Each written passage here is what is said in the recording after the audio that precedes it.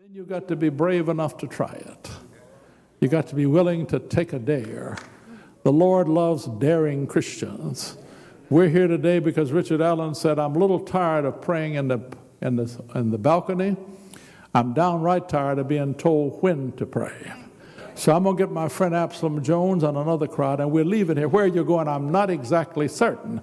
Every now and then you got to go out with the Lord and not know where you're going. He said, but if the God I serve is the same God who's been blessing me all these years, then he'll make a way. Some people left to go to college and didn't know how they were going to pay it. My father did. I was fortunate enough to have a help of my parents. He left Jacksonville, Florida with a suit and $25 to go to Wilberforce University, not knowing how he would make it, but he made it. And because he made it, I made it. And I'm hoping because I make it, my children and grandchildren can make it. We go out on a dare. We go out not knowing where we are going to find the answers, but if you go with the Lord, he will make a way. So David had vision. Allen had vision. He had the courage to stand up in the face of difficult odds and struggle to make a way for the writer of a book, the autobiography. It's a new book called The Freedom's Prophet, the story of Richard Allen. It's by a man named Newman.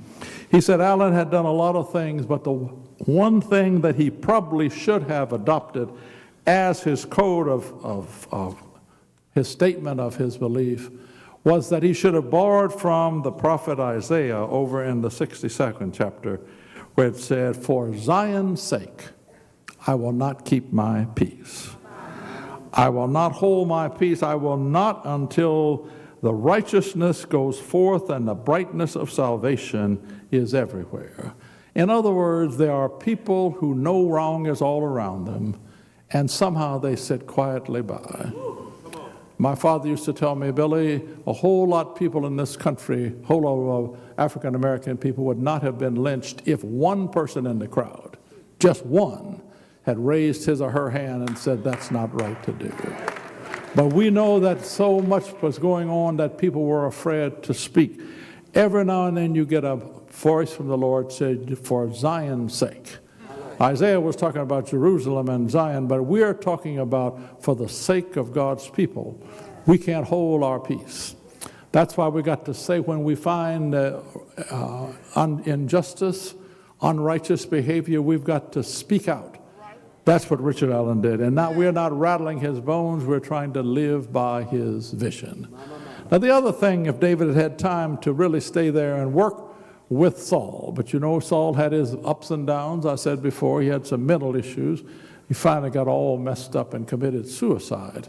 But what he could have told him, while I was with the sheep, I was mouthing things like, the Lord is my shepherd, I shall not want. Yea, though I walk through the valley of the shadow of death, I'll fear no evil, for he's with me.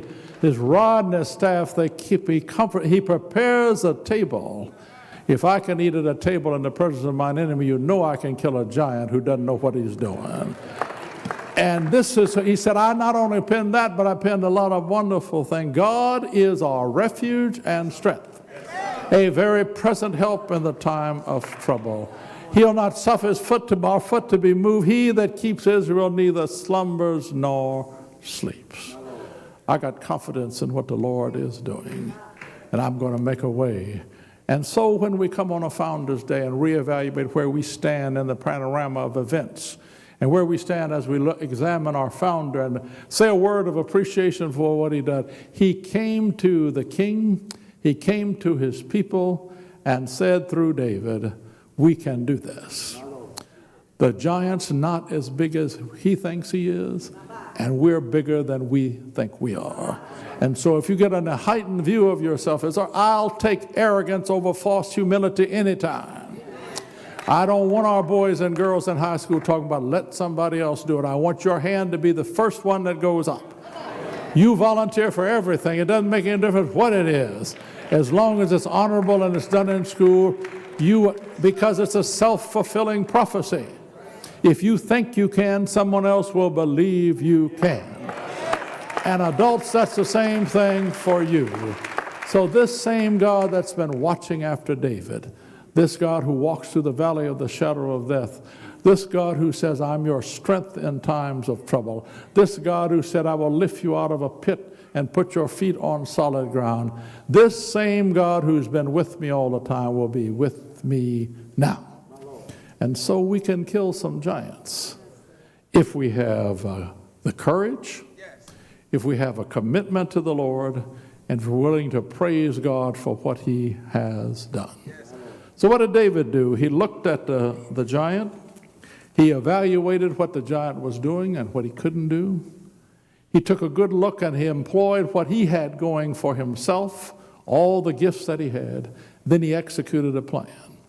And his plan was to run at the giant. You can't run away. He said, I'm not going to try to be subtle about it. I'm running at the giant. He's big and ugly. He's got this big hat on. He's got a staff that's huge. He's got a shield. He can't move nearly as fast. I'm going to run right at him. And on the way, I'm going to reach in my sack and get a stone out. And while he's looking at this peculiar behavior and asking, am I a dog that you sent sticks for me? While he tries to figure out that riddle, I'm going to put the stone in my sling. And while he's acting cute, I'm going to throw a rock and bust his head open. And then I'm going to cut his head off. Because I don't have an army, and I don't have a shield, and I don't have Saul with me, and my brothers didn't want to come. All I've got is a rock, a slingshot, and the will of God. And I'm going on faith. I'm going to kill this giant, and I'm here today to say, if you're facing giants, I don't know what you got in your sack, but I'm here today to tell you that the Lord will not let you go up against giants by yourself. If you go in his name, he will bless you.